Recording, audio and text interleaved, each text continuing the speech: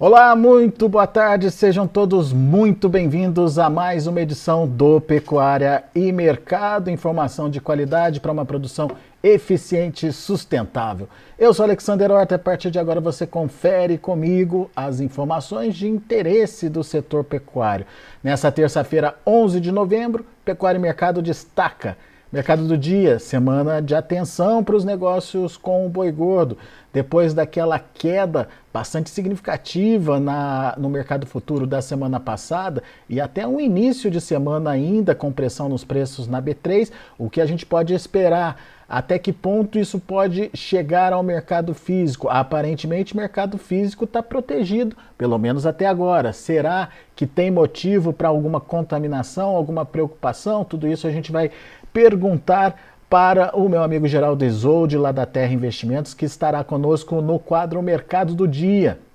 Temos também hoje produção por produtividade, direto lá de Belém. A gente conversou com o Pedro Fernandes, diretor de agronegócios do Itaú BBA. Um pouquinho mais cedo eu tive essa conversa com o Pedro. Ele está falando com a gente direto lá de Belém, onde acontece a COP, e a gente falou bastante sobre financiamentos, recursos para implementação das iniciativas sustentáveis para o agronegócio. Afinal de contas, essa COP tem sido aí, pelo menos, as tentativas de fazer dessa COP a COP da implementação. Vamos ver se na prática a gente consegue ter resultados concretos das implementações das medidas que precisam ser tomadas.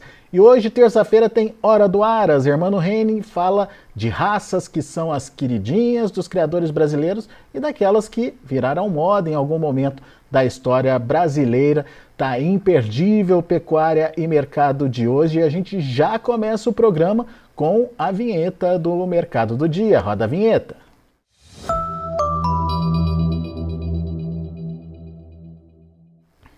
Chegou a hora de entender esse mercado. Afinal de contas, a gente tem aí um mercado tenso.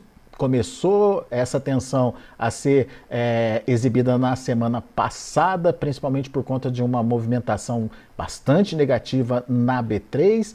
Aparentemente não chegou ao mercado físico, mas o que está acontecendo, o que a gente tem que entender e quais são as atenções para esse momento da precificação da arroba. Geraldo Isolde, especialista em mercados agrícolas lá da Terra Investimentos, está aqui comigo. Seja bem-vindo, meu amigo. Obrigado mais uma vez por nos ajudar a entender um pouquinho dessa dinâmica de precificação. O mercado deu uma assustada aí com essa questão das quedas no mercado futuro, Geraldo, mas parou por ali, pode chegar no físico, enfim, o que você está vendo aí até agora desse mercado e quais são as suas orientações para quem nos ouve? Seja bem-vindo. Bom dia, Alex. Obrigado. Alex, o mercado deu uma bela assustada na semana passada, né, com essas questões relativas à China. Em, sei lá, 2, 3 dias a gente já perdeu tudo que a gente tinha ganhado em outubro, né, falando de futuros, né? E além disso, né, esses rumores, né, porque afinal de contas a gente não tem nada oficial, nada confirmado até agora, e são rumores que a gente vem carregando já faz desde o ano passado, né, e que ganharam força na semana passada por um motivo X. Uh, Esses rumores eles saíram eles estavam circulando coincidentemente na quinta-feira, quando também saíram alguns números de exportação da SECEX referente aos números consolidados referentes a outubro, né? E outubro, apesar de ter sido um mês muito bom para exportação, a quinta semana de outubro ela veio de 44 mil toneladas, que é um número, se olhado isoladamente, muito bom para a semana, mas bem abaixo aí do que nós estamos acostumados aí desde o final do ano passado, né? Para você ter uma ideia, primeira e segunda semana de outubro foi 111 mil, terceira semana 89 mil, quarta semana 75 mil e quinta semana 44 mil. E aí, reforçando, é um excelente número, mas bem abaixo dos anteriores. E aí eu acho que isso aí também ajudou aí o mercado a ficar com o pé atrás, né? E a gente teve aí uma reação aí de venda em cadeia que acabou derrubando bem os preços, né, Alex? A preocupação naquele Ah, momento, né, Geraldo, era com a demanda chinesa, né, com possibilidade de enfraquecimento dessa demanda por conta de dois motivos, pelo menos é o que a gente conseguiu apurar até agora. A questão da salvaguarda, que é uma decisão que ainda não foi tomada, mas o mercado meio que trabalhou em cima disso com essa possibilidade, e a questão do fluazuron, o carrapaticida presente na carne enviada lá para a China. Será que é só isso mesmo, Geraldo? sim, Alex, eu acho que foi só isso, aliado a um movimento aí de mercado, né? É, realização de lucros, né? O mercado estava subindo bem, então assim, quem estava comprado resolveu realizar lucros, se protegendo de alguma coisa aí que eventualmente saísse, né? Se a gente for olhar para o mercado físico ele ficou inabalado, né? A gente tem um gráfico aí, Alex, que eu mandei para você, um gráfico de linhas, né, do indicador da Tagro versus os futuros. Se a gente puder abrir na tela aí, Já estamos vendo ele aqui, Geraldo. então, esse gráfico ele ilustra muito a situação, né? A gente vê aí o indicador da Tagro em amarelo, né, laranja, demonstrando os preços do físico, e aí a gente vê as duas linhas pontilhadas, verde referente ao vencimento novembro e azul referente ao vencimento dezembro, a gente vê que elas simplesmente mergulharam, né? Enquanto o físico, a linha laranja, aí ela ficou firme, né? Ela realmente não se abalou com isso. E mesmo em relação aos futuros, Alex, acredito que se tivesse aí uma chance uma chance maior de realmente dar alguma coisa errada, apesar dos futuros terem caído bastante, esses futuros eles iam ter dado limite de baixa, 1, 2 dias, né? E não só uma queda significativa. Então, assim, eu acho que os números de exportação que saíram na semana passada, se por um lado a última semana foi um pouco mais fraca, eles também reforçaram ali. Tem um outro gráfico aí, Alex, ah, da participação da China nas exportações totais. Participação da China, estamos vendo ele na Isso. tela. Então, outro gráfico aí que mostra para gente que a China continua ali no game, né? 58,4% do que a gente exportou em outubro foi para a China, né? Um número bem em linha aí com os últimos meses, principalmente aí desde de julho, né? Ah, as exportações de ontem, um outro gráfico aí, Alex, evolução anual.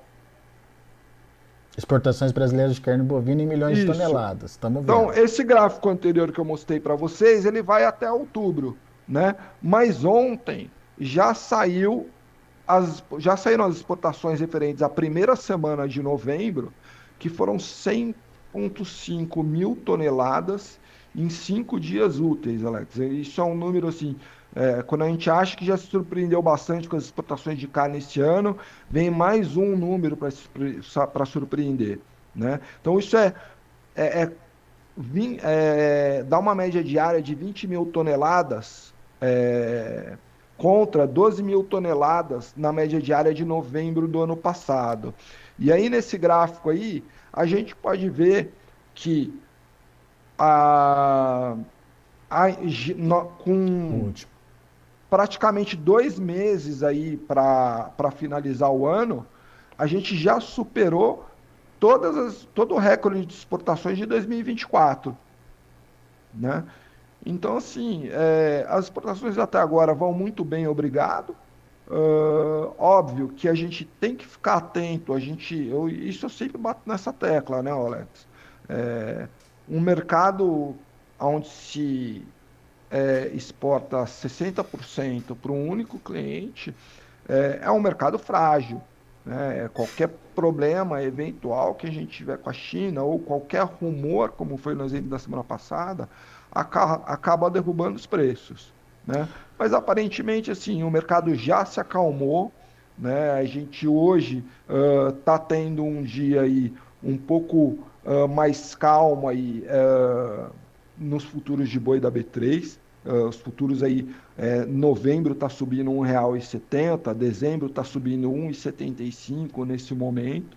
É um mercado que ainda está um pouco lento, mas que também vale a pena a gente frisar aqui que estamos passando daquele período um pouco melhor, né, que é de começo do mês, estamos chegando ali em meados do mês daqui a pouco, onde o mercado ele realmente dá uma esfriada, mas aparentemente o pior já passou. Eu acho que aqui na Terra a gente não vê muita mudança nos fundamentos, a gente acredita que as exportações devam continuar firmes, demanda aí deva continuar aumentando aí conforme a sazonalidade que a gente tem e a oferta reduzindo um pouco.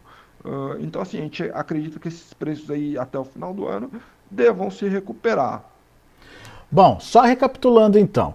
A gente vinha de uma exportação bastante acelerada em outubro, chegou na última semana, deu uma desacelerada, ligou um sinal de alerta e ao mesmo tempo começaram os boatos aí da questão do Fluazuron e da questão das salvaguardas chinesas. O mercado achou que pudesse ter alguma consequência aí e agora ontem, na primeira semana das exportações, o SECEX confirmou que, pelo contrário, que as compras continuam robustas e foram 100 mil toneladas aí, de compras em uma semana, é um volume bastante significativo. Aparentemente deu uma acalmada no mercado, mostrando que as coisas continuam fluindo normalmente. Será que não vai chegar no mercado físico? É essa a expectativa, Geraldo? Acredito que não. O mercado físico vai bem, um pouco mais parado, Alex, mas o mercado físico vai bem. Eu acho que esse movimento que a gente teve na semana passada, eu acho que é uma boa oportunidade da gente lembrar, Alex, que o papel do pecuarista na B3 é venda, né? Qualquer outra posição que o pecuarista assuma na B3 é por especulação. Ele deixa de ser, ele deixa a figura de a partir da hora que ele compra, por exemplo, ele deixa a figura do pecuarista de lado para se tornar um especulador. Ele está colocando mais boi no pasto dele, né? Então, serve para lembrar que esse papel do pecuarista na B3 é de venda, é de proteger o preço dele no fisco, justamente para, no caso de algum problema aí, ele está bem protegido, né? E não sofrer as consequências aí de eventuais problemas, como a gente sofreu aí nos últimos anos, algumas vezes a gente teve problemas graves aí, não só como questão de vaca louca, como uma redução, de repente, pontual aí de compras da China, que derrubaram bem os preços, né, Alex? Então, eu acho que essa situação aí não deve perdurar, mas reforça aí esse ponto aí do head do pecuarista dentro da B3. Pois é, a gente ouviu, inclusive, Geraldo, que frigoríficos saíram das compras aí para esperar, para entender o que poderia vir aí desse mercado. As coisas se acalmaram já? O que você tem ouvido falar? Essa retomada das compras está acontecendo? E mais do que isso, dá para pensar em continuidade das altas para arroba? Não, o ritmo das compras reduziu. De novo, Alex, a gente tem que lembrar que a gente está chegando num período onde, naturalmente, as compras elas já têm uma redução, né? É natural que agora o mercado fique com o pé atrás, e espere um pouquinho aí para ver o que vai acontecer.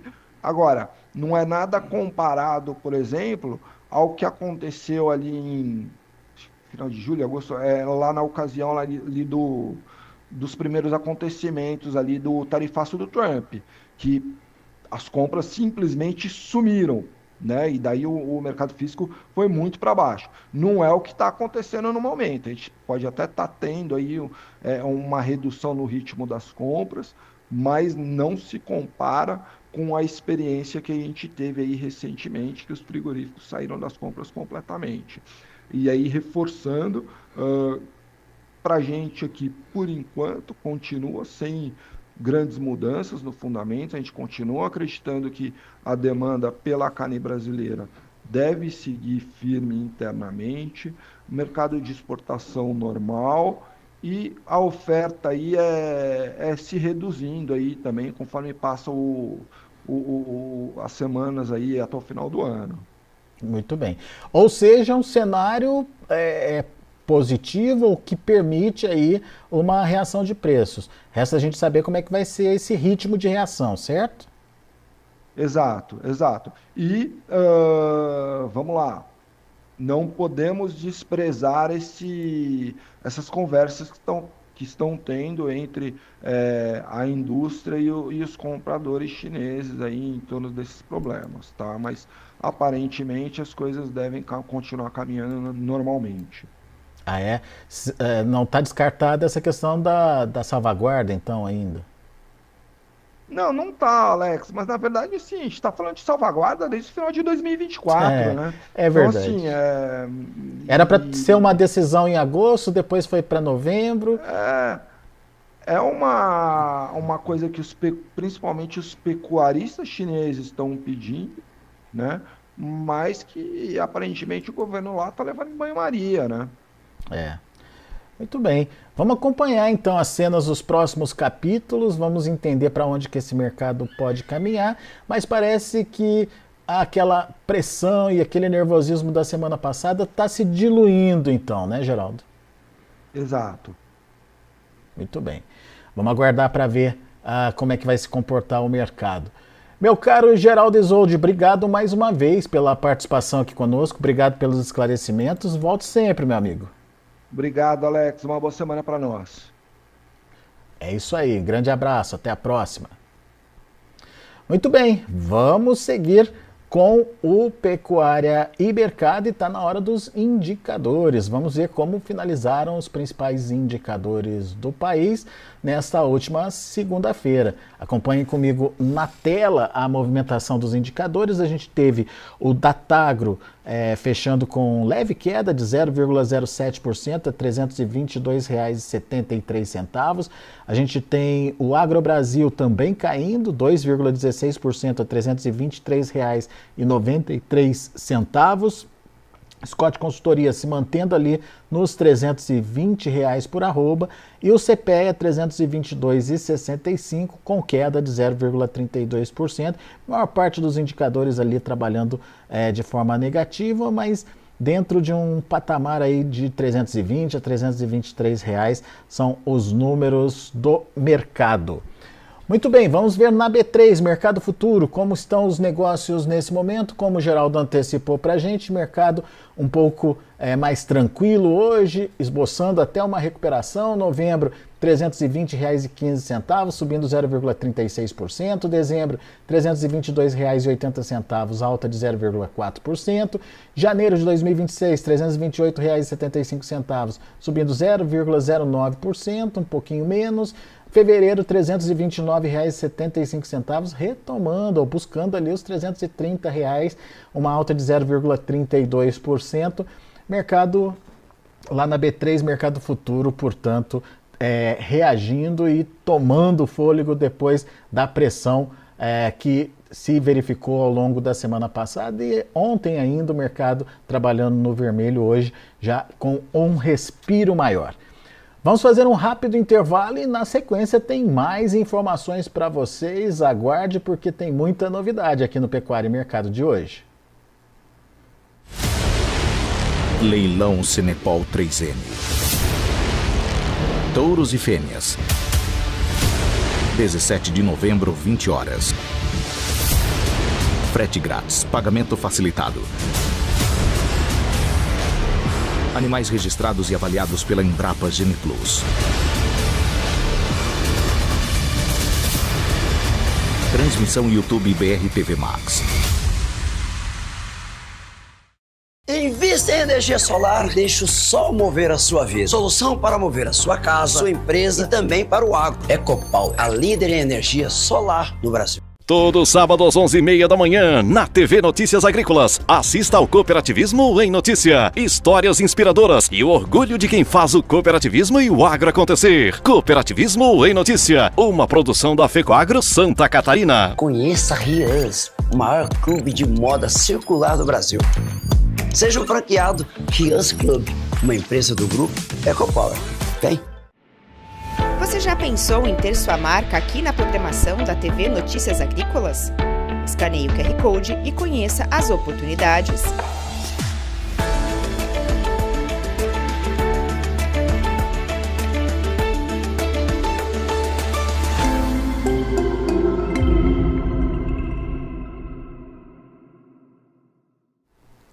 Muito bem, estamos de volta e agora, nesse momento, vamos destacar um pouquinho do que está acontecendo lá na COP30, lá em Belém. E uma das preocupações com essa necessidade de fazer a transição, principalmente em relação aí à busca de recursos para recuperação de solos, pastagens degradadas, aonde esses recursos podem ser acessados e como eles podem ser acessados de maneira a reverter essa situação dos solos degradados pelo Brasil. Sobre esse tema, a gente conversou, eu conversei agora há pouco com o Pedro Fernandes, diretor de agronegócio do Itaú BBA. Ele está lá em Belém, lá no Pará, acompanhando, participando da COP30, ele inclusive trouxe algumas impressões do que ele está vendo e está sentindo dessa edição da COP, mas mais do que isso a gente se concentrou bastante em falar dos recursos disponíveis para o produtor que quer praticar a pecuária sustentável. Roda o nosso quadro Produção por Produtividade com o conteúdo que eu fiz agora há pouco com o Pedro Fernandes.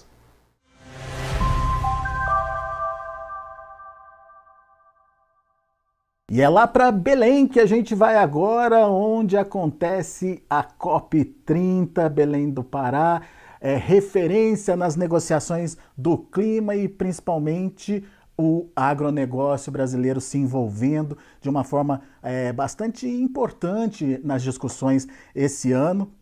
E claro, a gente quer entender quais são as discussões, como é que as discussões estão acontecendo e mais do que isso, para fazer uma reversão de área, por exemplo, para fazer uma mudança nas condições de trabalho na propriedade rural, é preciso financiamento. E é por isso que a gente vai direto para Belém conversar com Pedro Fernandes, diretor de agronegócio do Itaú BBA. Seja bem-vindo, Pedro, obrigado por estar aqui com a gente e nos ajudar a entender um pouquinho mais dessa COP. Afinal de contas, é uma COP que a gente precisa sair da teoria e colocar em prática muitas coisas, Pedro. Eu queria que, para a gente começar a nossa conversa aqui, que você contasse um pouquinho das primeiras impressões, né? Afinal de contas, você está vivenciando aí em Belém essa COP, você está entendendo as propostas que pelo menos estão iniciando por aí e queria que você contextualizasse também um pouquinho da participação do agro nesse evento. Conta mais pra gente. Seja bem-vindo, meu caro. Obrigado pelo convite, Alessandro. É um prazer estar aqui no Notícias Agrícolas. Eu estou aqui no meu segundo dia da COP em Belém, né? E acho que o que eu estou vendo aqui está acima das expectativas que eu tinha, né? Acho que a gente tem que tem sido definido aqui pelo André Corrêa do Lago como a COP da implementação. E, efetivamente, o que a gente tem acompanhado nos diferentes debates, nas diferentes conversas, é uma convergência muito grande, né? É o quanto a gente consegue ver o 95% que a gente concorda entre o setor produtivo, entre o setor mais preocupado com a preservação, o governo, e como a gente faz as agendas caminharem, né? Acho que muito esse tem sido o espírito que eu tenho visto aqui, obviamente numa série de eventos paralelos e eventos dentro da Blue Zone aqui.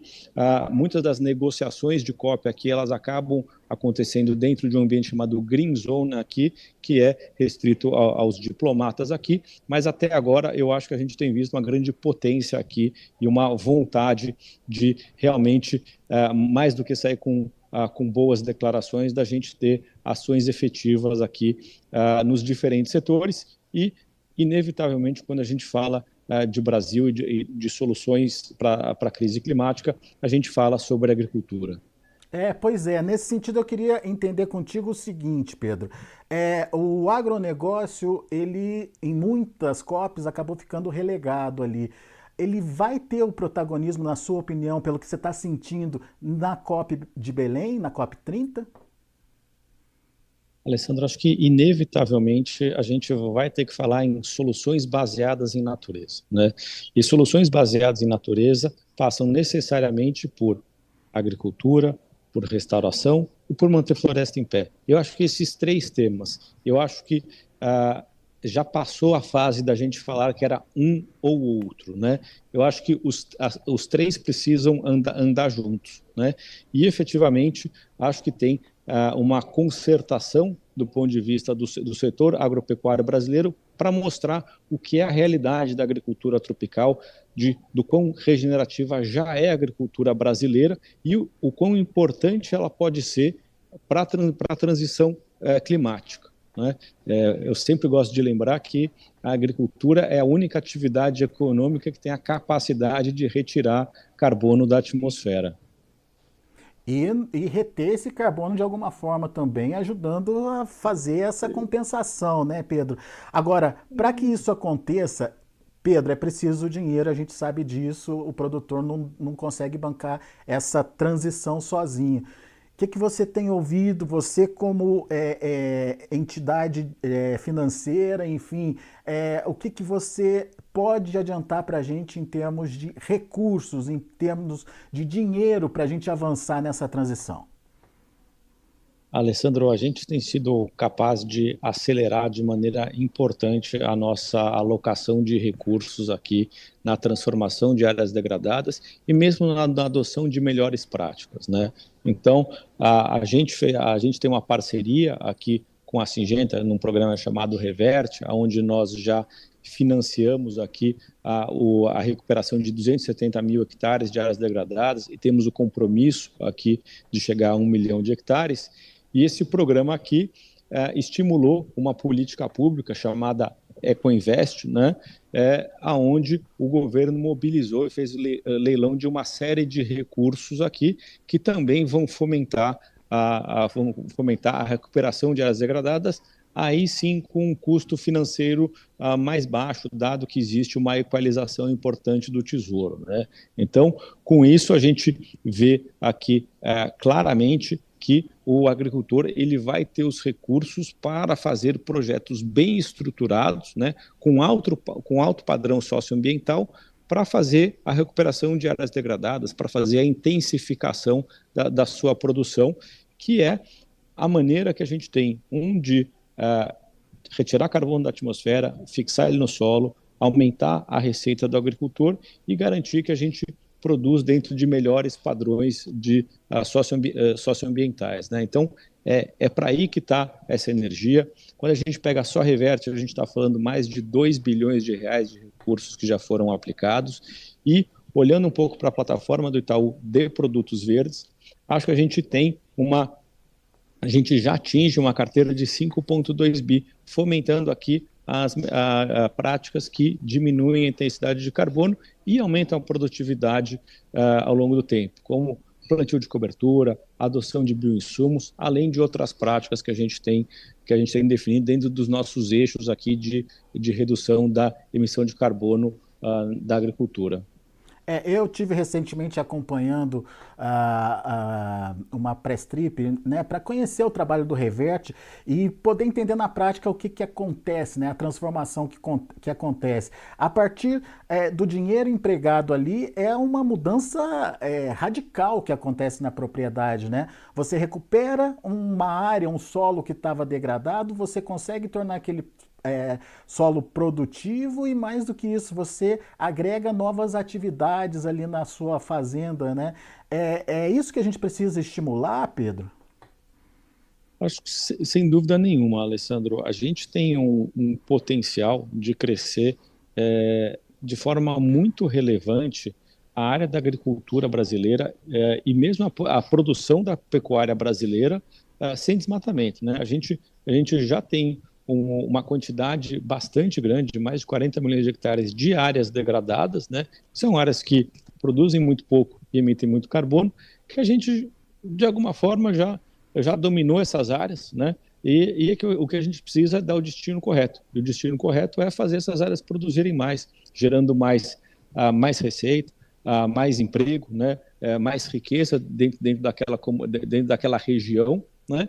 E fazendo tudo e gerando mais resultado para o dono da terra, né? Então, é isso que a gente tem que estimular, né?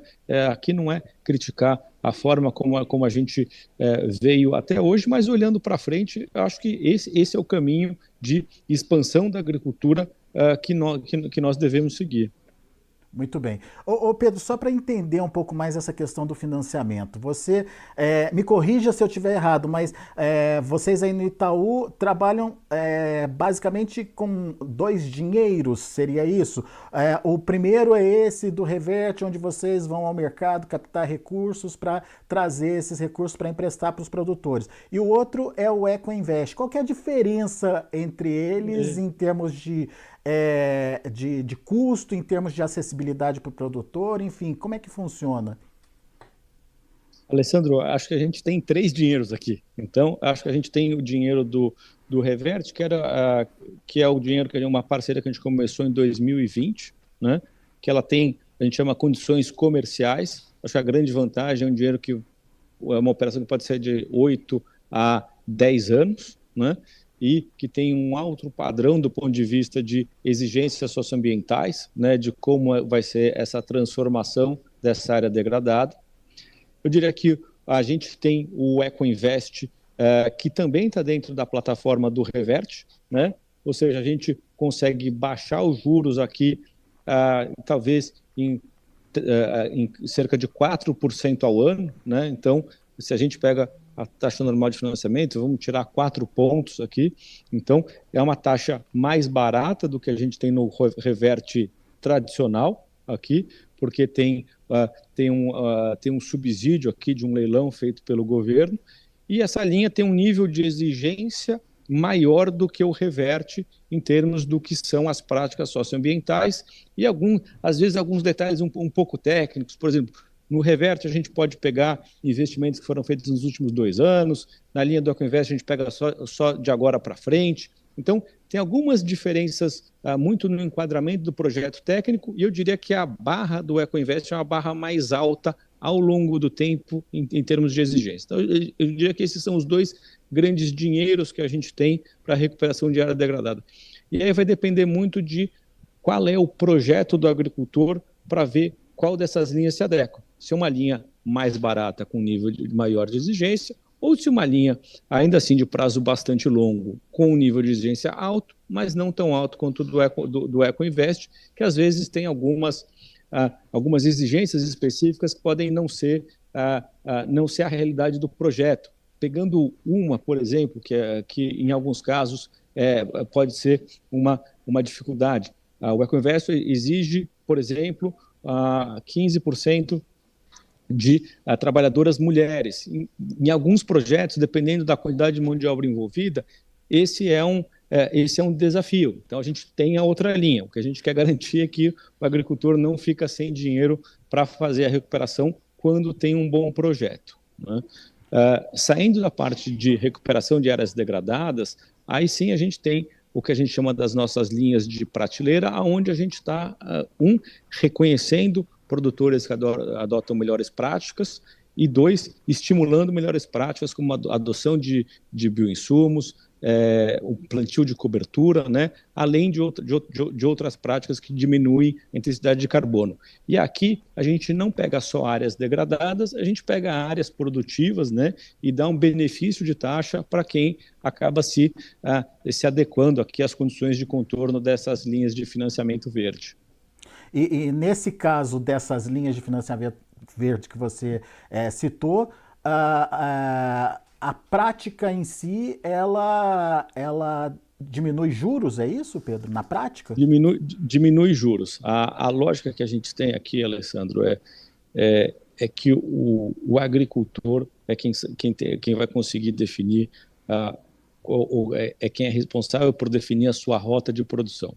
Então, o que a gente faz a gente aprova a linha de financiamento, aprova qual o total de dinheiro, qual é a garantia, e aí a gente oferece o que é a linha normal do que é a linha verde, que tem algum nível de exigência. Ela vai ser usada para comprar bioinsumos, ela vai ser utilizada para fazer plantio de cobertura, ela vai ser utilizada para melhor utilização de recursos hídricos, né? Então, assim, se ele quer usar para esse fim, e respeitando certas regras que a gente desenhou aqui, em conjunto com a turma do Imaflora, aí sim a gente dá uma redução de juros. Então, tem uma transparência muito grande para o agricultor de não colocar o verde como uma restrição de acesso ao crédito, e sim como uma vantagem de redução de juros. Muito legal. Porque a grande preocupação, né, Pedro, no final das contas, quem vai arcar esse custo? Porque na propriedade rural a gente sabe que a mudança acontece, mas para começar essa mudança é preciso investimento. E agora, onde está esse investimento? Agora, nessa conversa, ficou tudo mais claro que esse dinheiro existe. É óbvio, para acessá-lo precisa ter responsabilidade, precisa ter ética, precisa ter projeto e, obviamente, respeitar aí essa tendência sustentável na hora de fazer a captação desse recurso, né? Exatamente, Alessandro, e muito da nossa visão que o crescimento do agro brasileiro nos próximos anos, ele depende, do mercado de biocombustíveis, aqui, onde a gente tem um mandato claro, através do biocombustível do futuro, mas também depende do acesso a melhores mercados, né?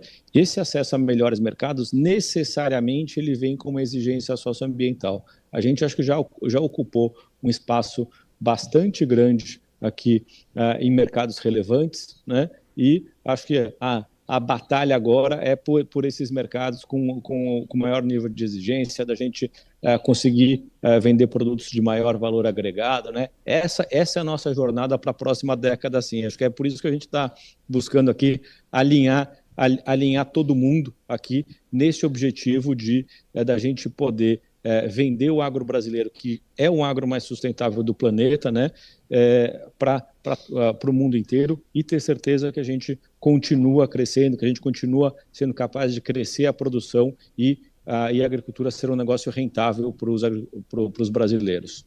É isso. Pedro Fernandes, meu caro, obrigado, viu, pela disponibilidade de conversar com a gente, de trazer informações direto aí de Belém, onde está acontecendo a COP. E quando tiver novidade, se tiver novidade aí da COP, avisa a gente. Os canais aqui estão abertos para participação não só do Itaú, como de toda a equipe aí de trabalho que monitora e olha por essa questão de produção sustentável no Brasil. Fique à vontade para trazer mais notícias para a gente. Obrigado por enquanto, Pedro. Obrigado, Horta. Grande abraço, até a próxima.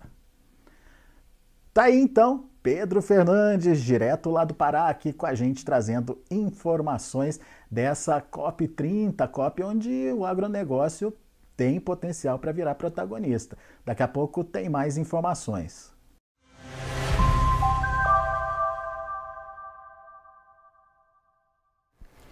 Muito bem, acho que dessa conversa com o Pedro Fernandes, o que me pareceu mais claro é que investir em sustentabilidade na propriedade vai fazer a diferença, e principalmente quando ele traz essa questão da linha verde aí à disposição do produtor, com juros mais acessíveis para quem já adota ou para quem quer adotar práticas sustentáveis na fazenda.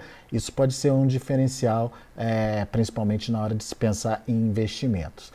Bom, vamos continuar aqui com o nosso Pecuária e Mercado, e agora é a vez do Hora do Aras com o Hermano Henning. Terça-feira a gente tem sempre a participação do jornalista Hermano Henning aqui com a gente, sempre trazendo uma curiosidade, uma novidade, enfim, trazendo detalhes importantes da equinocultura brasileira. Tá no ar então o quadro Hora do Aras.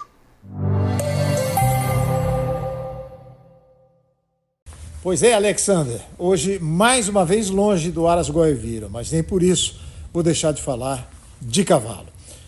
Entre os animais que os criadores brasileiros importam dos Estados Unidos, as raças vindas dos Estados Unidos, a que mais se desenvolveu foi, sem dúvida, a gente já disse aqui, o quarto de milha, a ponto de logo logo a gente chegar a 800 mil exemplares registrados na ABQN, a Associação dos Criadores. Falamos ainda do Paint Horse, cuja raça também foi importada da América e que, no fundo, não deixa de ser o quarto de milha pintado. É o cavalo pampa, que a gente costuma chamar por aqui. Mas o Paint Horse tem a mesma característica do quarto de milha, né? A gente sabe, o que diferencia é exatamente a pelagem. É um cavalo muito bonito, diferente, né?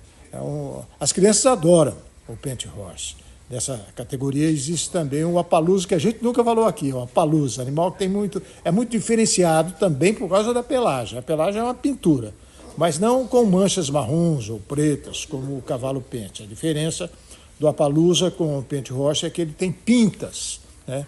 Com a maioria das pintas concentradas na garupa. Há um tempo atrás, o Appaloosa chegou a registrar um desenvolvimento considerável aqui no Brasil. A raça foi muito bem. Tem muito também do quarto de milha esse cavalo, hein? Nos Estados Unidos ele ficou conhecido como o cavalo dos caciques indígenas. Aliás, o nome tem muito a ver com uma tribo desses índios lá nos Estados Unidos. Nós chegamos até a ter uma associação de criadores do Appaloosa aqui em São Paulo. Mas, na verdade, eu não tenho notícias se ela continua funcionando.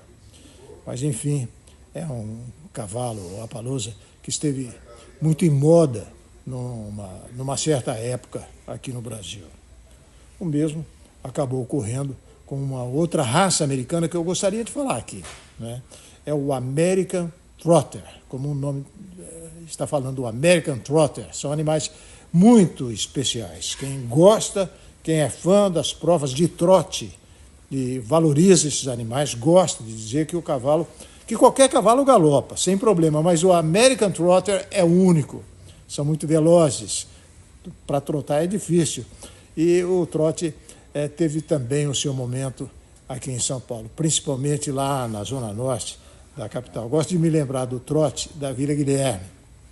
Ainda cheguei a acompanhar os páreos no tempo que os estúdios do SBT, onde eu trabalhava na época, ficam bem ali perto, na Vila Guilherme.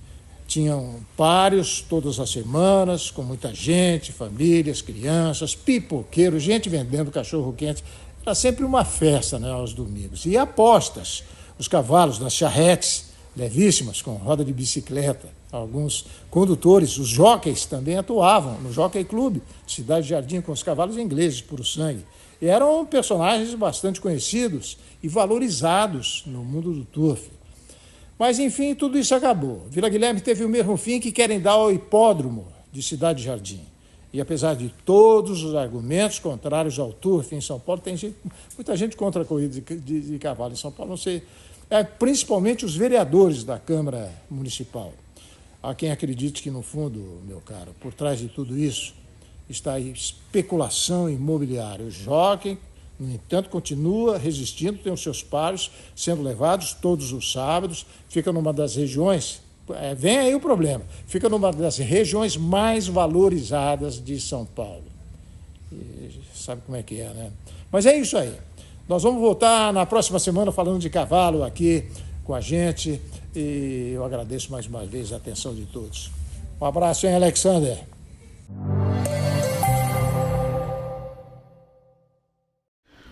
Muito obrigado, Hermano Henning, todas as terças-feiras aqui com a gente no Pecuária e Mercado, sempre trazendo uma curiosidade, sempre trazendo um assunto diferente da equinocultura brasileira. Hermano, nosso parceiro aqui no Pecuária e Mercado, abraço para você também, Hermano. Muito bem, está chegando ao fim mais essa edição do programa Pecuária e Mercado. Agradeço muito a sua atenção e audiência.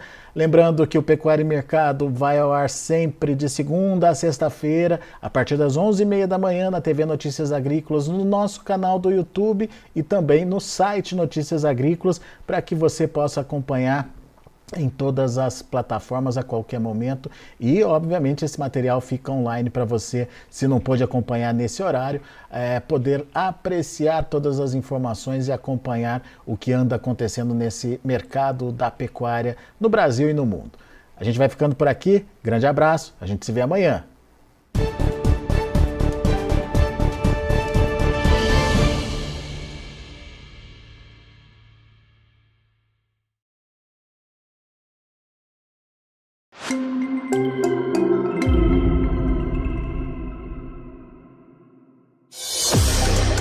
Ainda hoje,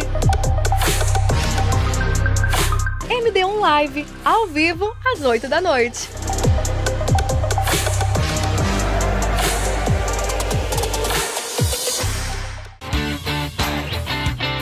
Pod Arena, um palco de ideias e trocas de experiências. Eu até emocionei de ver que ele estava feliz. Histórias inspiradoras. Quando eu entrei na moda, eu perdi muitos trabalhos por isso. Jornadas de sucessos, desafios e conquistas. Eu amo rodeio, eu amo demais o que eu faço. Tudo isso com autenticidade e bom humor. Pod Arena, seu ponto de encontro semanal. Toda quarta às 7 da noite com Bianca Barreto e Michele Soares. Todo sábado às 11h30 da manhã, na TV Notícias Agrícolas. Assista ao Cooperativismo em Notícia. Histórias inspiradoras e o orgulho de quem faz o cooperativismo e o agro acontecer. Cooperativismo em Notícia, uma produção da FECOAGRO Santa Catarina. E aí você, curte natureza, gosta de aventura e de uma boa pescaria?